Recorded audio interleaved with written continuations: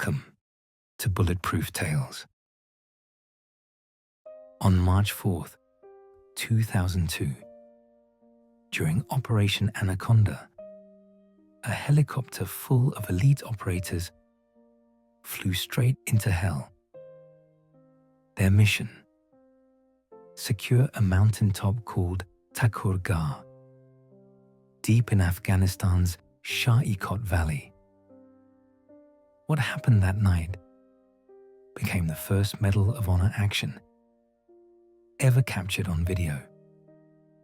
A mission where one man fought through wounds, ambushes, and overwhelming odds. A quiet Air Force combat controller, Technical Sergeant John Chapman.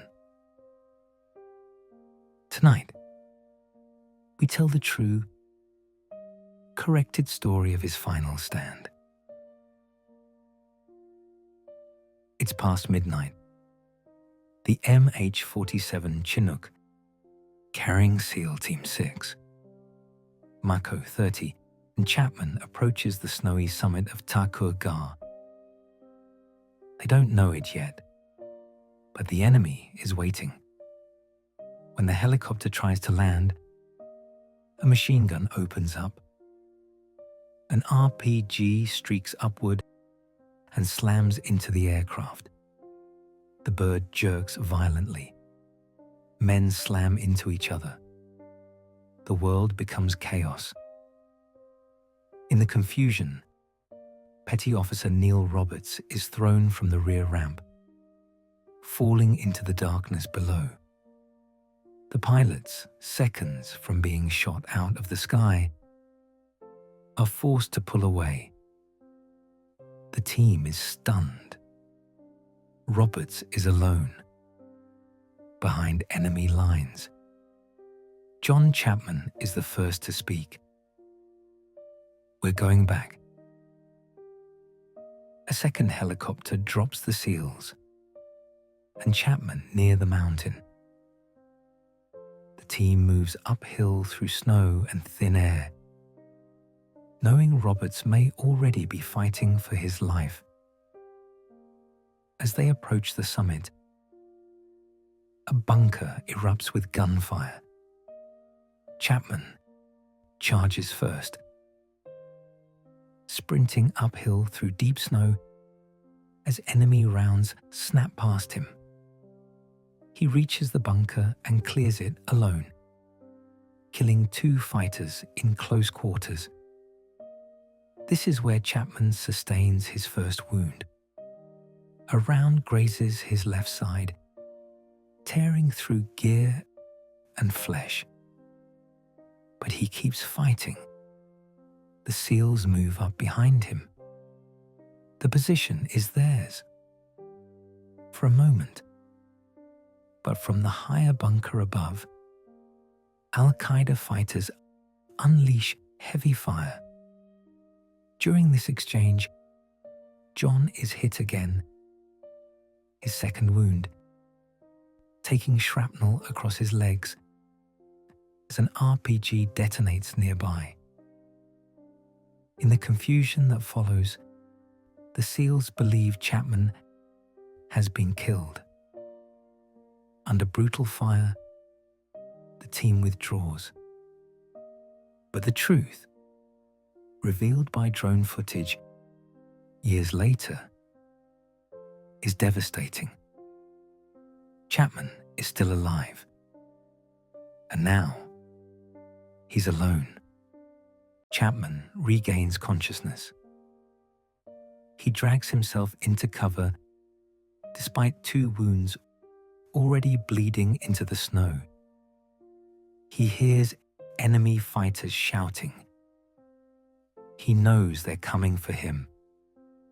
From a kneeling position, he opens fire, then moves to a better angle, despite the pain in his legs.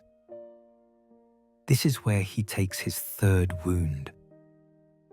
A round slams into his arm, cracking bone and tearing muscle. He switches hands, keeps firing, keeps moving. He fights off assault after assault, changing firing positions multiple times. He kills several fighters attempting to flank him.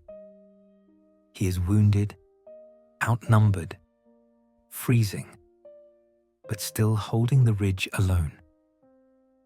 Then he hears it. Another helicopter. Razor 01. A quick reaction force. And he sees something else. Al-Qaeda fighters rushing to set up an ambush. If they succeed, Razor 01 will be blown out of the sky. Chapman forces himself upright, exposing his position. He opens fire on the RPG team. This is where he receives his fourth wound. A machine gun burst rips across his torso, knocking him backward. He collapses, breath ragged, vision fading, but he pushes himself back up. Because those men in the helicopter, even though they don't know it, are counting on him. He continues firing until Razor 01 crosses overhead. But the ambush is already forming. Razor 01 takes an RPG hit during approach.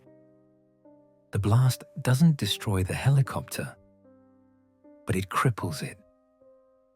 The pilots fight the controls, slamming the bird into the landing zone in a rough, chaotic crash landing.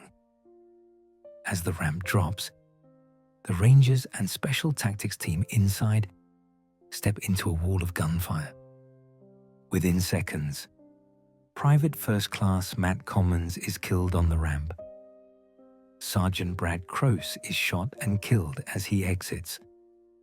Specialist Mark Anderson is hit and killed inside the cabin.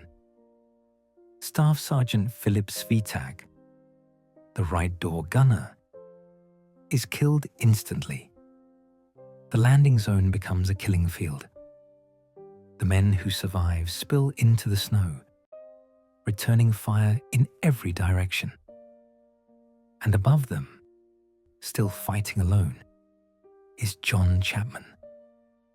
He sees the ambush unfold below him. Even with 4 serious wounds, he tries to shift position to cover the Rangers. But this final move exposes him again.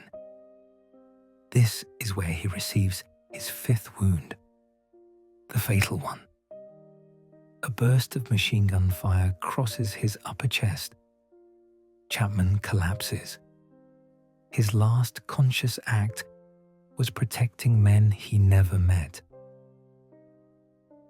The Rangers battle uphill under crushing fire, eventually overrunning the position Chapman had defended alone for over an hour.